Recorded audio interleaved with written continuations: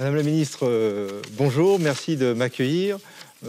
Sachez que les entrepreneurs seront bien sûr très à l'écoute de ce que vous pourrez leur dire dans une situation bien sûr qui n'est pas évidente aujourd'hui, qui est une situation de crise. J'avais envie de vous dire, Madame la ministre, vous avez pris il y a quelques mois, maintenant même c'était décembre 2008, des initiatives extrêmement importantes pour notre profession, c'était de traverser la crise en faisant le choix de l'investissement.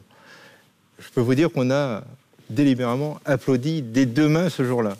Bien évidemment, on en aurait rêvé, vous l'avez fait, c'est absolument superbe. Et ça a eu des vrais effets. Vous avez pris quelques mesures qui nous ont permis de traverser cette crise plus facilement. En effet, cette mesure d'accélérer les grands projets, cette idée d'accélérer les grands projets était une bonne idée. Cette idée de soutenir l'investissement local était aussi une idée formidable à travers cette possibilité qu'avaient les collectivités locales de leur permettre d'avoir un remboursement anticipé de TVA. Et puis, vous avez aussi initié des actions peut-être plus pour les PME avec la mission, le médiateur René Ricol, qui là aussi a permis à certains moments d'apporter des solutions plus ponctuelles sur le terrain. Sur ces trois sujets, j'ai envie de vous dire, c'est formidable, ça a permis des vrais effets. On a sauvegardé chez nous l'essentiel, mais aujourd'hui, on est peut-être au milieu du gué. Il faut absolument transformer l'essai. L'essai, et c'est peut-être ma première question, comment on peut faire pour que ces projets ici du Grenelle, ces grands projets d'aménagement du territoire, sortent réellement avec peut-être une visibilité, une planification et un budget?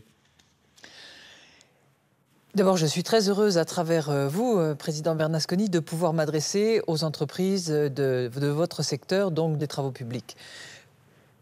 Vous l'avez dit, pendant la crise économique la plus sévère, la plus lourde depuis probablement les années 30, nous avons pris des mesures extrêmement fermes, rapides et ciblées pour soutenir l'économie française et faire en sorte qu'on ne s'effondre pas comme se sont effondrées parfois certaines des économies voisines.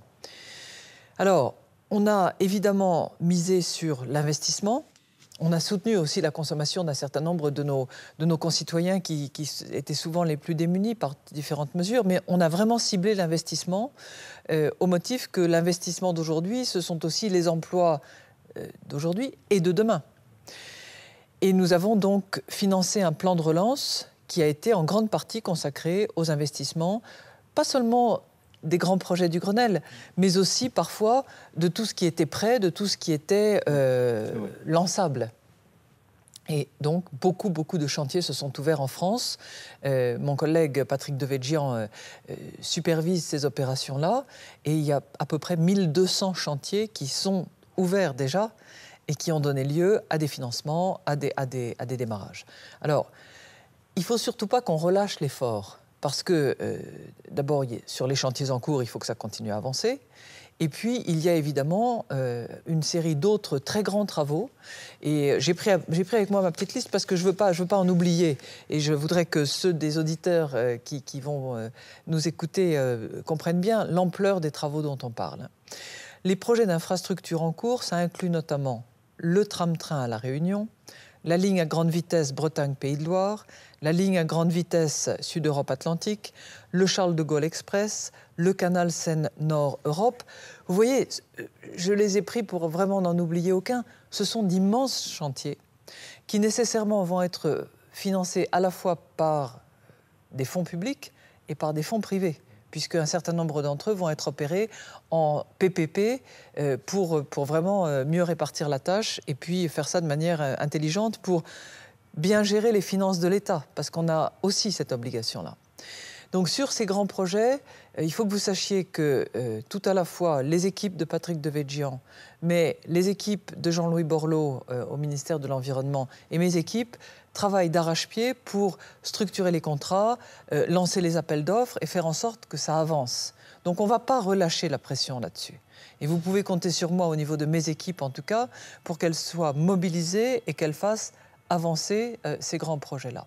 J'ajoute que la Caisse des dépôts et consignations a été là aussi missionnée et sollicitée, et qu'en particulier nous avons deux outils spécifiques. Je ne veux pas me tromper une fois de plus, donc je vérifie mes chiffres. Il y a une enveloppe de 8 milliards d'euros sur fonds d'épargne qui est mobilisée pour les grands travaux d'infrastructure, puisque vous m'interrogiez sur la budgétisation. Et puis il y a 10 milliards d'euros qui sont mobilisables sous forme de garantie.